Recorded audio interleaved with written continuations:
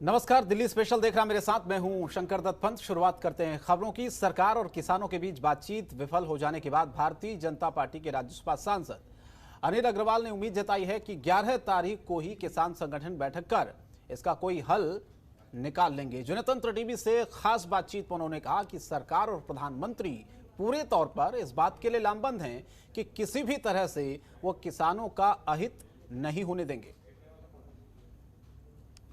किसान और सरकार के बीच कोई बातचीत बन नहीं पाई है। हमारे साथ इसी मुद्दे पे बातचीत करने के लिए भारतीय जनता पार्टी के राज्यसभा सांसद अनिल अग्रवाल जी। अनिल अग्रवाल जी, क्यों नहीं बात बन पा रही? क्यों नहीं आप किसानों की मांगे मान लेते हैं? जब किसान कह रहा है कि हमें वो चीजें नहीं चाहिए जो आप उसे दे रहे हैं, तो क्यों आप उसे देने पे तुले हैं? अखिलेश जी, हिंदुस्तान में जो किसानों की आबादी है, मुझे लगता है वो लगभग 60-70 करोड़ है। हो सकता है इससे भी अधिक हो। सरकार के पास दो प्रकार के किसान इस समय वार्ता में हैं। एक वो हैं जो धरने पे बैठे हैं और वो चाहते हैं कि जो सरकार द्वारा बनाए गए कृषि कानून हैं उनको रद्द किया जाए। लेकिन बहुत सारे ऐसे भी किसान हैं, ऐसे भी किसान संगठन हैं जो माननीय कृषि मंत्री जी का, माननीय प्रधानमंत्री जी का धन्यवाद कर रहे हैं और वो चाहते हैं कि किसी भी दशा में इन कानूनों को निरस्त ना किया जाए, रद्द ना किया जाए। तो सरकार के पास एक ही रास्ता है कि हम सबसे वार्ता करें, जो पक्षकार हैं वो अपने अपने बिंदु बताएं। सर, किसान संगठनों का आरोप है कि सरकार ऐसे तमाम किसान संगठनों को खड़ा कर दे रही है यह दिखाने के लिए कि हमें किसानों का समर्थन है। कि ऐसा है ना, ये तो ऐसी स्थिति हो जाएगी, आमने सामने अगर हम उन्हें बैठा देंगे तो ये तो एक बहुत विचित्र सी स्थिति हो जाएगी। तो सरकार का काम यही है कि वो दोनों पक्षों की बात सुने और उसमें जो किसानों के हित के निर्णय हैं उनको लागू किए जाएं। सरकार को एमएसपी लागू करने में दिक्कत क्या है जब सरकार के जेब से 1 रुपए जा नहीं रहा है? मैं आपके माध्यम से, आपके चैनल के माध्यम से धरने पे बैठे हुए किसान संगठनों से, उन किसान भाइयों से अनुरोध करना चाहता हूं कि माननीय कृषि मंत्री जी जब एमएसपी पे लिखित रूप से आश्वासन देने के लिए तैयार हैं तो उन्हें इस चीज़ को मान लिया जाए। और आज पंजाब के एक बहुत बड़े संत हैं बाबा लखा सिंह जी, उन्होंने भी माननीय कृषि मंत्री जी से अलग से बात की है और कृषि मंत्री जी ने उनके सामने पूरा बिंदुवार अपने जो है स्थिति स्पष्ट की है। बाबा जी ने अपने बिंदु रखे थे और सरकार ने अपने बिंदु रखे हैं और मुझे लगता है उसी क्रम में ये वार्ता आगे हुई है। आज किसान संगठन 11 को अपनी बैठक करेंगे और उसमें हम लोग चाहते हैं कि एक ऐसा हल निकले जो सर्वमान्य हो। तो ये थे अग्रवाल जी आशान्वित हैं कि 11 तारीख को ही किसान ऐसे बैठक करके अपना शायद ऐसा कोई डिमांड करेंगे जो एक सर्वमान्य हल होगा, सबके लिए बातचीत होगी। लेकिन सही चीज़ ये है कि सरकार कहती है कि वो लिखित आश्वासन देने को तैयार है और किसान कह रहा है कि अध्यादेश से कम में कुछ उसे स्वीकार नहीं। कैमरामैन सेरा के साथ अखिलेश मिश्र, जनतंत्र टीवी, दिल्ली। और वहीं दिल्ली के मुख्यमंत्री अरविंद केजरीवाल ने ब्रिटेन से लौटने वाले सभी यात्रियों के लिए एक नई गाइडलाइन जारी की है।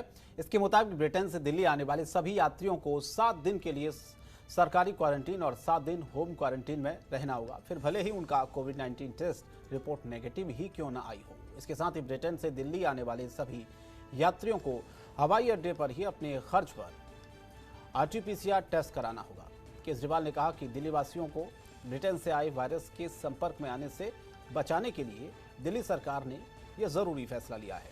आपको बताते चलें कि ब्रिटेन में कोरोना वायरस के नए स्ट्रेन के मामले तेजी से सामने आ रहे हैं और इसीलिए केजरीवाल ने केंद्र सरकार से ब्रिटेन से भारत आने वाली फ्लाइटों पर 31 जनवरी तक रोक लगाने की मांग की थी।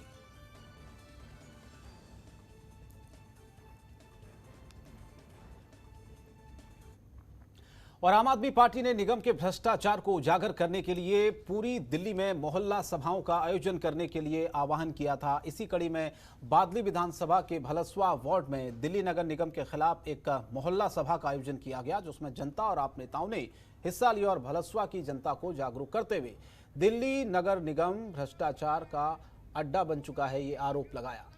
दिल्ली नगर निगम और दिल्ली सरकार के बीच लगातार खींचतान जारी है। दोनों ही एक दूसरे पर आरोप प्रत्यारोप की राजनीति कर रहे हैं। आम आदमी पार्टी के भलसवा से वार्ड अध्यक्ष सुरेश शर्मा ने एमसीडी में 2500 करोड़ के घोटाले का मामला उठाते हुए बीजेपी पर निशाना साधा।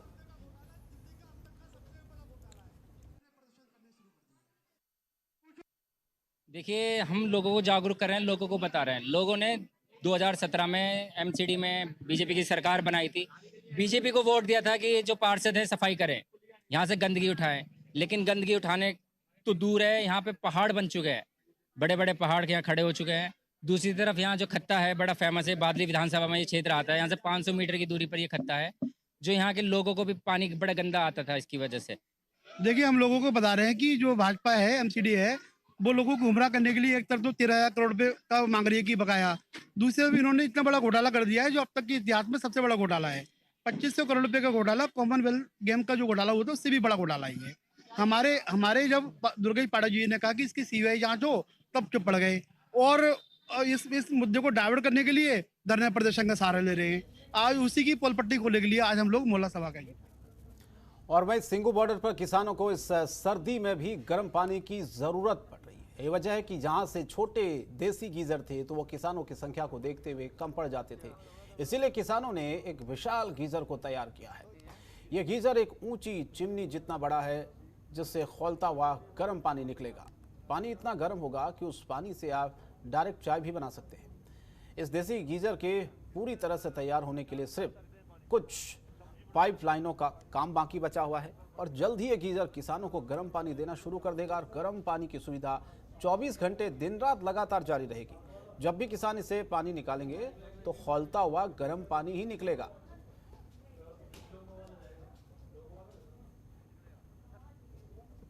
के लिए हम गीजर लगा रहे हैं बड़ा, जो आग से जलेगा और टैंकी का पानी वो ओवरफ्लो करके निकालेगा। इसलिए लोगों को नहाने धोने में कोई दिक्कत नहीं आएगी। जैसे आम आदमी बाहर से आकर नहा धो सकता है, कोई प्रॉब्लम नहीं है इसमें। कितना लीटर पानी गर्म हो चुका है? इसमें कोई 500 लीटर, 400 लीटर, 500 लीटर पानी वो सर्कल करता रहेगा ना। ये लगातार ही चलता रहेगा। ये लगभग पूरा दिन पूरा रात आग जलती रहेगी और पानी चलता रहेगा। ਬਹੁਤ ਜ਼ਿਆਦਾ ਜੀ। ਇਹ ਜਿਹੜੇ ਲੋਕ ਆ ਉਦਾਂ ਕੱਪੜੇ ਜਿਹੜੇ ਆ ਪਾਉਣ ਨੂੰ ਮੁੜ ਕੇ ਗੰਦੇ ਨਹੀਂ ਪੈ ਸਕਦੇ। ਉਹ ਫਿਰ ਧਿਆਨ ਹੁੰਦਾ ਕਿ ਘਰ ਨੂੰ ਜਾਣਾ, ਹੁਣ ਘਰ ਨੂੰ ਜਾਣ ਦਾ ਧਿਆਨ ਛੱਡ ਕੇ ਹੁਣ ਕੱਪੜੇ ਇੱਥੇ ਹੀ ਧੋ ਕੇ ਇੱਥੇ ਹੀ ਪਾਉਂਦੇ ਆ, ਇੱਥੇ ਹੀ ਪ੍ਰਸ਼ਾਦਾ ਪਾਣੀ ਛਕਦੇ ਆ, ਇੱਥੇ ਨਾਲ ਸੇਵਾ ਕਰਦੇ ਆ। ਹੁਣ ਇੱਥੇ ਪੂਰੇ ਡਟੇ ਹੋਏ ਆ।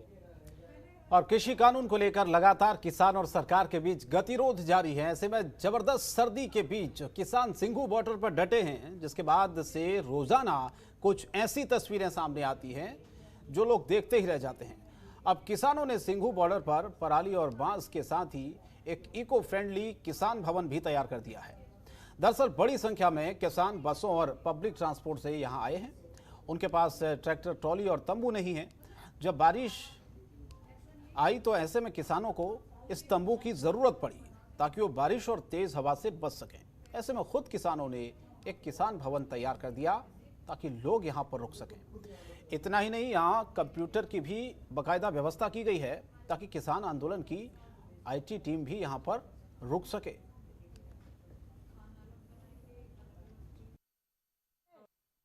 देखिए, किसान भवन बनाने का मकसद है, जैसे हमारे जो आईटी सेल की टीम काम करती है किसान आंदोलन पर, जो कि सरकार किसान आंदोलन को कह रही थी कि खाली पंजाब का आंदोलन है, खालिस्तानी आतंकवादियों का आंदोलन है। हमने उसको मतलब यहाँ पर ये दिखाया कि भैया हरियाणा से, पंजाब से, राजस्थान से, यूपी से, बिहार से, जहाँ तक अभी किसान है वो इस आंदोलन में पहुंचा। हम इसी को मतलब सरकार के सामने जो आदमी है हमारे, जो मतलब गाँव में रहते हैं, अभी शहरों में जहाँ भी हैं, उनको बताने के लिए कि भैया खाली किसी एक स्टेट का या किसी एक व्यक्ति विशेष या उस व्यक्तिगत कौम का नहीं है, ये सभी का। इसलिए हमने यहाँ पर एक किसान भवन का निर्माण किया है। इसलिए हमने इसमें पराली और बांस, इन चीज़ों का हमने मटेरियल का प्रयोग करके इस पर मतलब कुंडली बॉर्डर पे किसान भवन का निर्माण किया, ताकि अपने जो आईटी सेल के बच्चे हैं या अपने पत्रकार बंधु हैं, यहाँ पर आकर किसी भी तरह का कोई काम करना हो आराम से बैठ कर यहाँ काम कर सकें।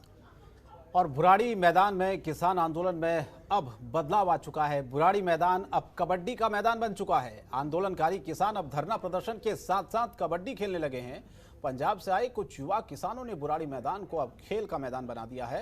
अब आंदोलनकारी किसान ट्रैक्टर मार्च के बाद कबड्डी के खेल में लग जाते हैं और इसमें युवा भी शामिल हैं। इन लोगों का कहना है कि हम यहाँ धरना प्रदर्शन करने के लिए आए थे और हमारी जो कबड्डी की प्रैक्टिस थी वो छूट रही थी, लेकिन अब हमने बुराड़ी मैदान को ही अपना खेल मैदान बना लिया है। हालांकि किसानों ने साफ कर दिया है कि जब तक सरकार किसी बिल को वापस नहीं लेती, यानी कि तीनों कृषि कानूनों को वापस नहीं लेती, तब तक ये लोग यहाँ से जाने वाले नहीं हैं। एक लंबी तैयारी के साथ सभी किसान यहाँ पर आए हुए हैं। पंजाब के फरीदकोट से आए अश्विनी ने कहा कि हम पिछले 3-4 दिन से बुराड़ी ग्राउंड में हैं और मैं इन सभी को पिछले 2 सालों से कबड्डी सिखा रहा हूं। यहाँ 10 लोग उनके साथ हैं और यहीं पर इन लोगों को कबड्डी की प्रैक्टिस भी करवाई जाती है।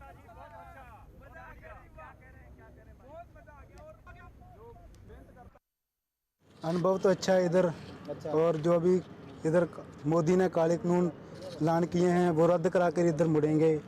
और इधर कुश्ती भी करेंगे, सब कुछ करेंगे, खेल भी करेंगे अपना इधर। हाँ जी, हमारे साथ 10 लोग आए हैं तो जहाँ पर इनकी प्रैक्टिस चल रही है कि काले कानून को रद्द कराने के लिए ही आए हैं, तभी यहीं पर रहेंगे। और दिल्ली के सुल्तानपुरी में कुछ लोगों ने पार्क के रास्ते को बंद कर दिया। रास्ता बंद होने से स्थानीय लोगों को काफी दिक्कतों का सामना भी करना पड़ रहा था। स्थानीय लोगों ने एकजुट होकर इसका विरोध किया और रास्ते को खुलवाने का काम किया। बताया जा रहा कि कुछ लोगों ने पार्क के बीच में पब्लिक के आने जाने के रास्ते को पिछले कुछ दिनों से लोहे का गेट लगाकर बंद कर दिया था। 40 साल पुराने इस पार्क के बीच से लोगों के लिए रास्ता बना हुआ था और इसी बारे में स्थानीय लोग बताते हैं कि निगम पार्षद के द्वारा ढंग से साफ सफाई नहीं होती, जिसके कारण पार्क में गंदगी बनी रहती है, जबकि इस पार्क की साफ सफाई का काम निगम पार्षद का होता है। लेकिन यहाँ के निगम पार्षद अपना काम न करके अपनी जिम्मेदारी से भाग रहे हैं। उनकी लापरवाही की वजह से आए दिन इस पार्क को लेकर लड़ाई झगड़ा होता है। दूसरी ओर दरवाजा लगाने वाले पक्ष का ये कहना है कि उन्हें निगम पार्षद ने इस पार्क को गोद लिया।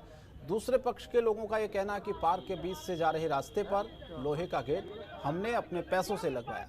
रास्ते को कुछ समय के लिए बंद किया गया था। देखिए, हम लोगों को जागरूक कर रहे हैं, लोगों को बता रहे हैं। लोगों ने 2017 में एमसीडी में बीजेपी की सरकार बनाई थी। बीजेपी को वोट दिया था कि जो पार्षद है सफाई करें, यहाँ से गंदगी उठाएं। लेकिन गंदगी उठाने तो दूर है, यहाँ पे पहाड़ बन चुके हैं, बड़े बड़े पहाड़ यहाँ खड़े हो चुके हैं। दूसरी तरफ यहाँ जो खत्ता है बड़ा फेमस है, बादली विधानसभा में ये क्षेत्र आता है। यहाँ से 500 मीटर की दूरी पर ये खत्ता है। खबरों के निष्पक्ष विश्लेषण के लिए सब्सक्राइब करें Jantantra TV and press the bell icon. Never miss any update.